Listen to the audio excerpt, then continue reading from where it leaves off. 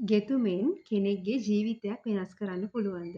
ඇත්තටම ඒක 100%ක් ඇත්ත. ඒ කියන්නේ ගොඩක් අයගේ ජීවිතේ වෙනස් කරන්න පුළුවන් කලාවක් තමයි ගෙතුම් කලාව කියන්නේ. මේක ගොතන අයට, ඒ වගේම අලුතෙන් ගොතන්න පටන් ගත්ත අයට වගේම ගොතන්න දන්නේ නැති ආසාවෙන් ගොතන්න බලන් ඉන්න අයට කරපු වීඩියෝ එකක්. ඒ හින්දා ස්කිප් නොකර අනිවාර්යෙන් වීඩියෝ එකේ ගොඩක් කරුණු කියනවා. ඔයගොල්ලන්ට දිගටම රැඳිලා ඉන්න කියලා ආරාධනා කරනවා.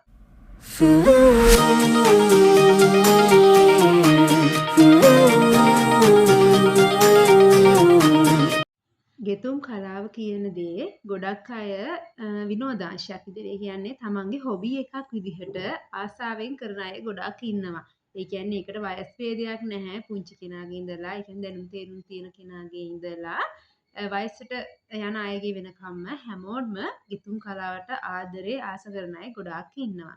ඒ වගේම ගෙතුම් කලාවෙන් අපිට ලැබෙන වාසි මොනවාද? එකක් ඇත්තටම විනෝදාංශයක් විදිහට අපිට මේ දේ කරන්න පුළුවන්. අපේ මොකක් හරි දෙයක් තියෙනවා නම් ඒ කියන්නේ අපිට ආසාවෙන් දෙයක් මෙහෙම ගොතන්න තියෙනවා නම් විනෝදාංශයක් විදිහට ගොතන්නත් පුළුවන්.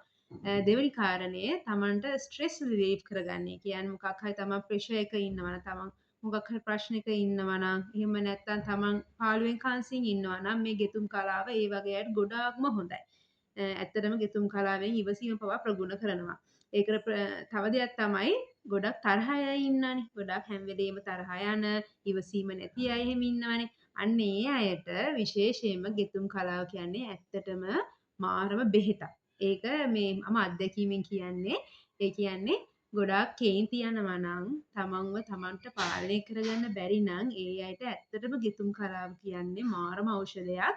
ඒකෙන් තමන් හිත නිවෙනවා, ඉවසීම ප්‍රගුණ වෙනවා. ඇත්තටම ගොතන්න ආසාවක් තියෙන කෙනෙක් ඒ දේට පෙළඹිලාම කරනකොට තමන්ට අනිත් ප්‍රශ්න ගැන හිතෙන්නේ නැහැ. තමන්ගේ මොකක් හරි පෞද්ගලික දෙයක් තියෙනවා නම් තමන්ට කල්පනා කරන්න බරපතල දෙයක් තියෙනවා නම් ඒකෙන් ටිකක් හරි මිදෙන්න පුළුවන් මේ ගෙතුම් කලාව කියන දේ. ඒ වගේම දැන් ගොඩක් අය කරන්නේ ගෙතුම් කලාවෙන් මුදල් උපයන එක. ඒ කියන්නේ තමන්ට රැකියාවක් නැත්තම් රැකියා කරන අයත් ඉන්නවා. ඊට අමතරව ගොඩක් අය පුංචි මුදලක් අතට ගන්න ගොඩාක් අය දැන් ගෙතුම් කලාව ඉගෙනගෙන යනවා. ඒ වගේම ඉගෙනගෙන තමන්ගේ ලස්සන නිර්මාණ රහට දානවා. ඇත්තටම ඉස්සරට වඩා දැන් ගෙතුම් කලාවට ගොඩාක් අය නැඹුරු වෙලා ඉන්න බව පේනවා. මගේ වීඩියෝ ගොඩාක් ගොතන අයත් බලනවා. ඒ වගේම ගොතන්න පටන් ගන්න අයත් පටන් ගත්ත අයත් බලනවා. ඒ වගේම ආසාවෙන් ගොතන්න බලන් ඉන්න අයත් ඉන්නවා. ඒගොල්ලන්ටම පුංචි කාරණා මේ අතරතුරදීම කියන්නම්. ගෙතුම් කලාව මුල ඉඳන් ඉගෙන ගන්න දන්නේ නැති. ඒ කියන්නේ සරලව තමන් ඒ දේ තමන්ට ඉගෙන ගන්න බැරුව වීඩියෝ එකක් හරි බලලා ඉගෙන ගන්න බැරි නම් ඒ අයට මම පුංචි උදව්වක් කරනවා. පුංචි මුදලකින් මම හිතුවා Zoom හරහා ඔයගොල්ලන්ට සරලව මුල්ම පාඩම් ටික ඒ කියන්නේ අපි ගෙතුම් කලාවේදී අවශ්‍යම කරන ගෙතුම් රටා කීපයක් තියෙනවානේ. විශේෂයෙන්ම කටු අල්ලන විදිහ, නූල් අල්ලන විදිහ, ඒ වගේම ගෙතුමේ single crochet, double crochet, half double crochet, triple crochet අන්න ඒ වගේ අවශ්‍ය කරන ගෙතුම් ටික මම ඕගොල්ලන්ට මූලික පාඩමක් විදිහට මට කියලා දෙන්න පුළුවන් මාසයක් ඇතුළත. ඕගොල්ලන් අවශ්‍ය නම් මම ඕගොල්ලන්ට යටින් නම්බර් එක දාන්නම්. ඕගොල්ලන්ට ඒ හරහා සම්බන්ධ වෙන්න පුළුවන්. පුංචි මුදලක් මම ගන්නවා. ඒ මුදල ඔයගොල්ලන්ට තැන්පත් කරලා ඊට පස්සේ ඔයගොල්ලන්ට පුළුවන් මගේ Zoom ක්ලාස් එකට සම්බන්ධ වෙන්න. ඒ වගේම ගෙතුම් කලාව කරන්න ආසාවෙන් ඉන්න අය පටන් ගන්න ඉන්න අයට පොඩි මොටිවේෂන් එකක් දෙන්න හිතුවා. මෙන්න මේක තමයි මං මුලින්ම ගොතපු බේබි ෆ්‍රොක් එක. ඔයාලා පිළිගනීද දන්නේ නැහැ. මම ඔයගොල්ලන්ට මගේ ඇත්තටම ගොතන්න මම කොහොමද පෙළඹුණේ, ගෙතුවේ කොහොමද පටන් ගත්තේ කොහොමද හැමදේම මම පුංචි වීඩියෝ එකක් ඔයගොල්ලන්ට කරා. ගොඩාක් අයකට කමෙන්ට් කරලා තිබ්බා. ඒගොල්ලන්ගේ අදහස් දක්වලා තිබ්බා. ඇත්තටම අපි මුලදී කිසිම දෙයක් දන්නේ නැහැනේ. ගෙතුම් කලාව ගැන ඇත්තටම මේක දැන් මට දැක්කම හිනාත් යනවා. මොකද මේක අලුත් උපන් බබෙක්ට අදින්න පුළුවන් ඒකට උස මදි ඇත්තටම. මේ බලන්න ඒකත් එහෙමයි. ඒ වගේ මේ වූල් එක නෝමල් වූල් එකක්. හොඳටම වූල් ඇදලා මේ චූටි බබෙක්ට ගැලපෙන වූල් එකක් නෙවෙයි.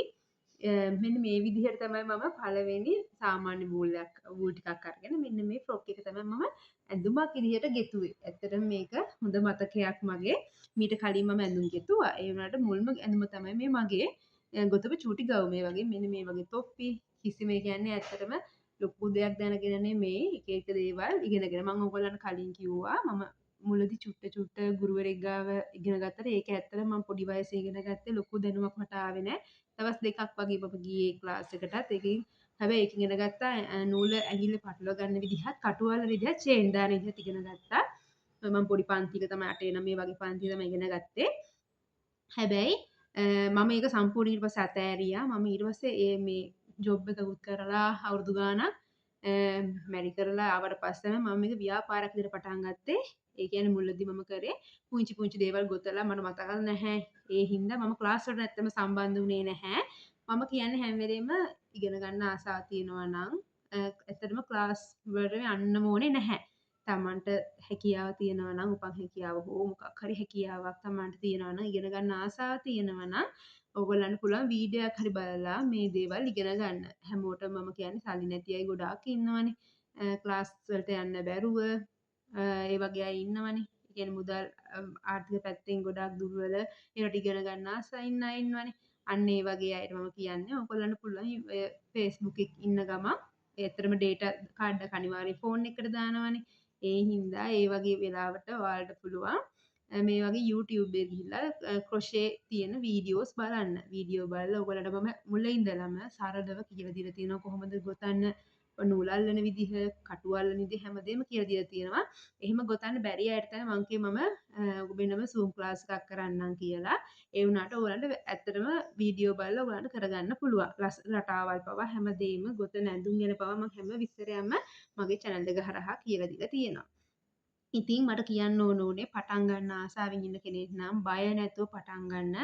වරදිනවා නූල් ප්‍රශ්න ගොඩ එනවා. මේ හැමදේම මට ඇත්තටම කවුරුත් කියලා දෙන්නේ නෙමෙයි. බලන්න මේ නූල් ඇත්තටම ඇදලා මේ බබෙක්ට සුදුසු තොප්පියක් නෙවෙයි මං ඇත්තටම ගොතලා තියෙන්නේ.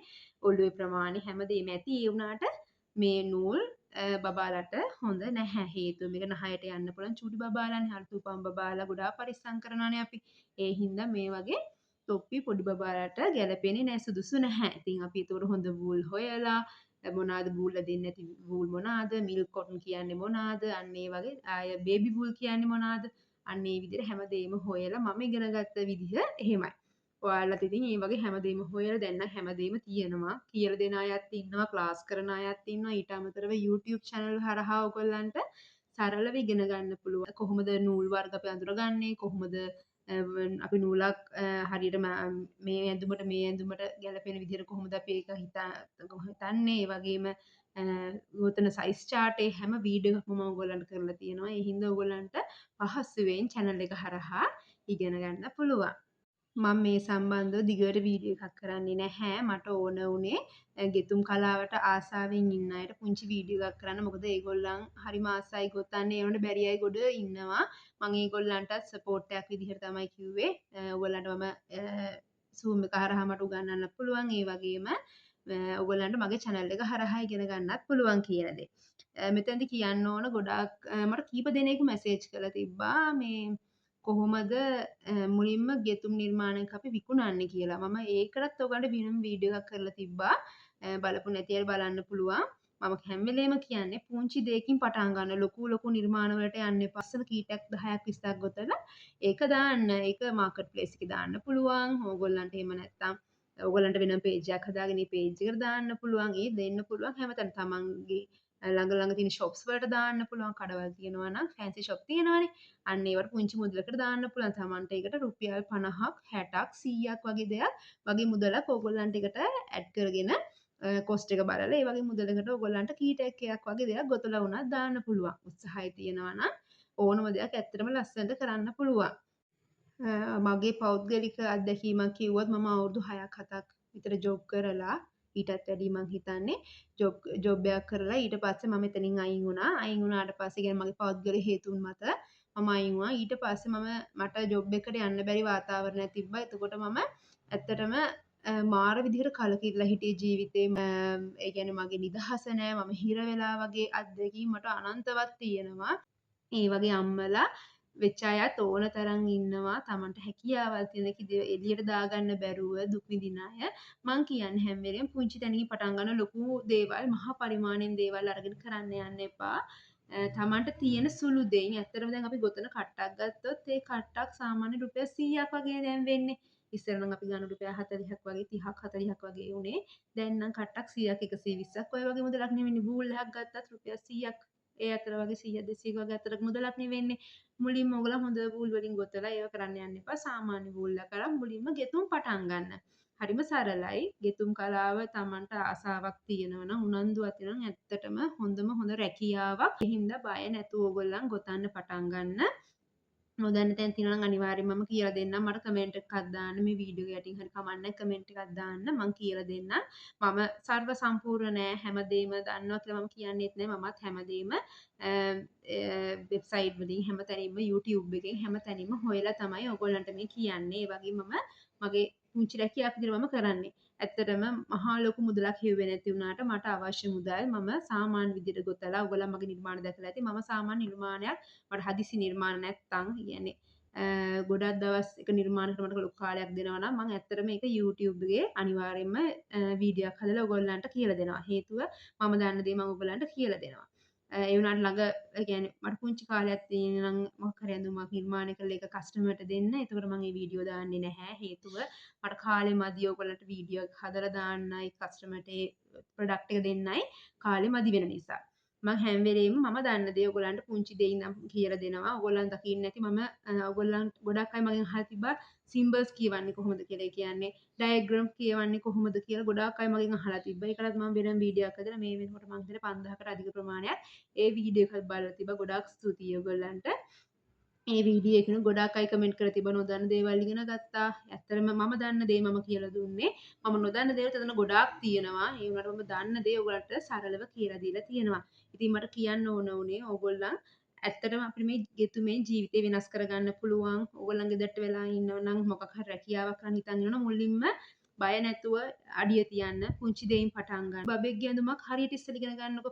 තමන් මුලින්ම දන්න ගෙතුම් කටු අල්ලලා ඒ වගේම නූල හරියට පටලවගෙන චේන් ටික දාලා මොකක් හරි අපි හිතමු ඩබල් ක්‍රොෂේ කියලා. Taman දාන්නේ ඩබල් ක්‍රොෂේ නම් විතරක්.